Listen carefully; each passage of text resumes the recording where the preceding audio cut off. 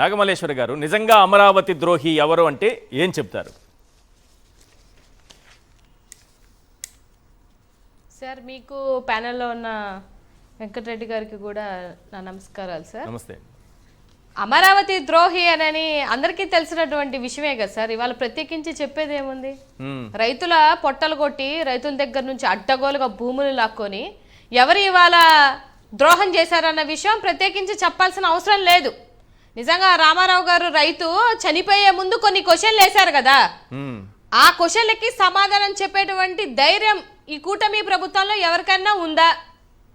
పాపం అట్లీస్ట్ ఆయన చావుకి ఒక శాంతి అయినా దొరుకుతుంది ఎందుకు ఇలాంటి వాటికన్నా సమాధానం చెప్తే.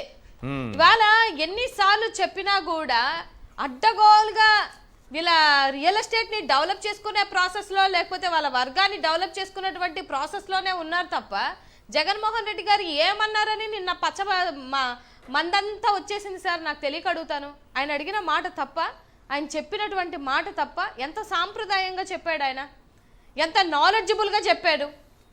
ఇంగ్లీష్లో చెప్పింది వాళ్ళకి అర్థమై సావలేదేమో నాకైతే తెలియదు, కానీ చాలా నీట్గా చెప్పాడు.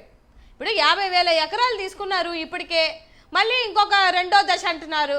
మొదటి దశకే గతి లేదు, మళ్ళీ రెండో దశకి మళ్ళీ 50,000 ఎకరాలు దండుకోవడానికి రెడీ అయిపోయారు. ఆ ప్లాట్లన్నీ నిజంగా నాకు ఎంత హాస్యాస్పదంగా అనిపిస్తుంది అంటే, ఆ ప్లాట్స్ రైతులకు కట్టుకోవడానికే, లేకపోతే చంద్రబాబు నాయుడు గారు నారాయణ గారు కట్టుకోవడానికి చేసుకున్నారా సార్? అది 5,000 ఎకరాలలోనా ఇల్లు? దాన్ని ఏమంటారు? 5 ఎకరాలు ఈ ప్యాలెస్లు కాదా? 5,000 ఎకరాల 5,000 ఎకరాలలో గుడిసెలు కట్టుకుంటున్నారు చంద్రబాబు నాయుడు కానీ, చంద్రబాబు నాయుడు గారు కానీ, లేకపోతే మన నారాయణ గారి. సార్, ఎంత ఎంత నిస్సిగ్గుగా ఇవాళ మీ రియల్ ఎస్టేట్ ని చేసుకుంటున్నారు అని అనేది ఒకసారి ఆలోచించాల్సినటువంటి అవసరం ఉంది సార్. ఇప్పుడు అక్కడ ఏంటంటే నీళ్ళు ఎత్తిపోస్తున్నారు అని అంటే ఆగ్రహంతో రగిలిపోతున్నారు, అమరావతి మునిగింది అంటే ఆగ్రహంతో రగిలిపోతున్నారు. మరి ఆల్రెడీ 2 ఎత్తిపోతల పథకాలు పెట్టారు, ఇంకో 4 ఎత్తిపోతల పథకాలు పెట్టాలి, రిజర్వాయర్లు కడుతున్నారు మునిగిపోకుండా ఉండడం కోసం. ఇక్కడేమో ఎత్తిపోతల పథకాలు పెడతారు, సీమ ఎత్తిపోతలు మాత్రం అవసరం లేదంట, అమరావతికి ఎత్తిపోతలు అవసరమట. సార్, ఇవాళ నీళ్లు ఎత్తిపోయడానికే 450 కోట్లు ఒకసారి, తర్వాత అక్కడున్న పిచ్చి చెట్లని కొట్టేయడానికి 100 కోట్లు. ఇంత అడ్డగోలుగా చేసుకుంటూ వెళ్తూ ఇప్పుడు ఎత్తిపోతల పథకం ఒకటేంది సార్, 10 పెడతారు. ఇప్పుడు అక్కడ ఉన్నటువంటి పాపం రేవంత్ రెడ్డి గారికి వీళ్ళకి ఏమి రహస్య ఒప్పందాలు అవుతున్నాయో మనకి ఎలా తెలుస్తాయి? ఇక్కడ గురు శిష్యుల యొక్క ప్రేమ బాగా తెలిసిపోతుంటది. ఆయన ఏం చెప్తే ఈయన వింటాడు, ఈయన ఏం చెప్తే ఆయన వింటారు. వాళ్ళకి ఏమైనా రాష్ట్రం యొక్క అభివృద్ధి లేకపోతే రాష్ట్రం యొక్క ఏమంటారు మనోభావాలతో ఏమన్నా పనుందా? ఏమైనా పనుందా సార్? ఇప్పుడు జగన్మోహన్ రెడ్డి గారు ఒక మంచి మాట చెప్పారు. ఏంటనంటే, తెలంగాణ వాళ్ళు మనందరం అన్నదమ్ముల్లాగే ఉన్నాము, వాళ్ళకి ఎప్పుడు నష్టం జరిగేటువంటి పని నేను చేయను, అలాగని మన ఆంధ్రాలో ఉన్నటువంటి వాళ్ళకి నష్టం అయితే కలిగించకూడదు కదా అని అన్నారు కదా.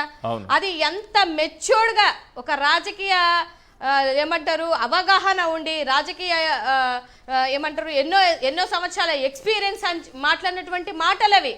ఆ మంచి మాటలు మీకు కనిపించవు, అందులో మళ్ళీ తోకేదో ఎత్తుక్కొని వచ్చి మాట్లాడతాను అని అంటే ఎందుకు ఊరుకుంటాం సార్? ఇవాళ రాష్ట్రంలో అక్కడున్న రైతులకు తెలియలేదా? ఇది అక్కడ ఉన్నటువంటి దళిత రైత భూములు 1100 ఎకరాలు దోచేయలేదా? ఇవన్నీ ఎవరిని అడగాలి సార్? ఇంకా రైతులు ఇవ్వలేదంటే ఏమి ఇస్తారు? వాళ్ళ రక్తాన్ని తాగేశారు ఇప్పటికే, ఇంకెంతకని ఇస్తారు?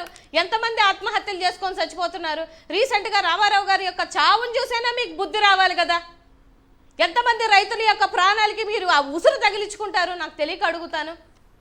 ఇంత దారుణమైనటువంటి పరిస్థితులు నేను ఎక్కడ చూడలేదు సార్. రాజధాని లేదని అనేది అందరికీ ఆ బాధ ఉంది, కానీ మీరు అడ్డగోలుగా ల్యాండ్లు దోచేసుకుంటున్నారు. మళ్ళీ అప్పుల మీద అప్పులు. ఇన్ని అప్పుల 3 లక్షల కోట్ల అప్పు చేశారు సార్ ఇప్పటి వరకు. అమరావతికి ఎన్ని లక్షల కోట్ల అప్పు చేస్తున్నారు? లెక్కలతో చూపించినా నమ్మరు. లేకపోతే ఇప్పుడు కేంద్రము దానికి చట్టబద్ధంగా ఏదో ఒకటి పర్మిషన్ ఇవ్వాలి కదా, ఎందుకు తెచ్చుకోలేకపోతున్నారు? ఇప్పుడు వరకు చట్టబద్ధత తీసుకురాలేదు, కానీ క్వశ్చన్ చేసిన వాళ్ళని మాత్రం వ్యక్తిగతంగా దూషిస్తారు, వ్యక్తిత్వ హననానికి దిగుతారు. ఇప్పటివరకు చట్టబద్ధత ఎందుకు తీసుకురావట్లేదో అర్థం కావట్లేదు సార్. నాకు తెలియదు ఒక్కటే క్వశ్చన్ సార్, ఎందుకు చట్టబద్ధత తెచ్చుకోలేకపోయారు? అప్పుడు ఉన్నది కూటమియే కదా, ఇప్పుడు ఉన్నది కూడా కూటమి కదా, రాష్ట్రం విడిపోయి దగ్గర దగ్గర 11 సంవత్సరాలు అవుతుంది కదా, ఒక పుష్కర కాలం అయిపోయింది కదా, ఎందుకు తెచ్చుకోలేకపోతున్నారు మీరు?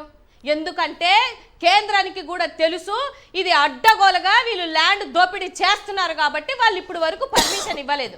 వీటికి సమాధానం చెప్పలేరు, సబ్జెక్ట్ సమాధానం చెప్పలేరు. కానీ ఎవరు సార్ అతను?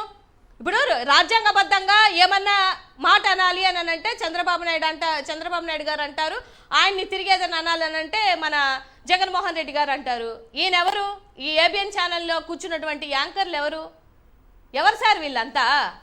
ఒక ఎక్స్ సీఎంని ఏం మాట్లాడాలో తెలియకుండా అడ్డగోలుగా అక్కడ కూర్చొని నోటికొచ్చినట్టు నీ సోది సొల్లు ఎవడు వింటాడని మాట్లాడతావు? నీ సోది సొల్లు నీ పచ్చమందే వినదు. ఇంకా జగన్మోహన్ రెడ్డి గారు వినలేదని చెప్పేసి అక్కడ కూర్చొని ఎంత ఇదిగా మాట్లాడుతున్నా అంటే పెన్షన్ టైంలో వచ్చి పెన్షన్ టైం అయిపోయి కృష్ణారామ అనుకోకుండా ఆడ కూర్చొని 4 ముసలోళ్ళను కూర్చోబెట్టి నువ్వు జగన్మోహన్ రెడ్డి గారిని పొద్దస్తమాలను తిట్టిస్తుంటే ఎందుకు ఊరుకుంటాం సార్? మేము చేతనైతే సబ్జెక్ట్ పరంగా మీరు చెప్పండి లెక్కలు. అయ్యా జగన్మోహన్ రెడ్డి గారు మీ చెప్పిన లెక్కలు తప్పు, ఇదిగో మేము 50,000 ఎకరాలు దోచేలేదు, లేదంటే రైతులకి మేము ఇంత ఇవ్వలేదు, లేకపోతే మేము ఇంత ఇచ్చాము, ఇవి కదా మీరు చెప్పాలి. పర్సనల్ గా ఆయన మాట్లాడితే ఏమొస్తుంది నాకు తెలియక అడుగుతాను సార్, ఏమొస్తుంది? మీరు తాగుతున్నారేమో పచ్చ సంక నీరు, మీరు తాగి మూడు పార్టీలు ఏకమైపోయి అడ్డగోలుగా ప్రజల దగ్గర దోచేస్తున్నటువంటి మీకే అంతుంటే దేశంలోనే ఇన్ని సంవత్సరాలుగా ఇన్ని ఏమంటారు ఎలక్షన్స్ అయినా ఒక్కడే ఒక మనిషి దమ్ముగా ధైర్యంగా పోటీ చేసినటువంటి జగన్మోహన్ రెడ్డి గారికి ఎంత ఉండాలి? ఆయన నమ్మి ఆయనని పాటించి ఆయన యొక్క ఆశాభావాలు నచ్చినటువంటి మాకెంత ఉండాలి సార్? నాకు తెలియక అడుగుతాను. ఇది పద్ధతా సార్? ఇది మీరేమో ఇక్కడ చిన్న మాట అంటేనే వద్దొద్దు మేడం అంటారు, అక్కడేమో మమ్మల్ని కూర్చొని మమ్మల్ని మా నాయకుల్ని అడ్డగోలుగా మాట్లాడుతుంటే మాకు బాధేదా సార్?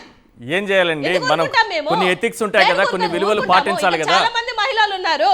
మీడియా అన్నాక కొన్ని విలువలు ఉంటాయి, ఎథిక్స్ ఉంటాయి, జర్నలిజానికి విలువలు ఉంటాయి. నాకు తెలిసి మీరు కూడా మారాలేమో అనిపిస్తుంది. కాదండి, ఆ విలువలు ఎలా వదులుకుంటాం చెప్పండి? మీడియా పాత్ర మీడియా పోషించాలి, కానీ వాళ్ళు పోషించట్లేదంటే ఏం చేయగలం చెప్పండి?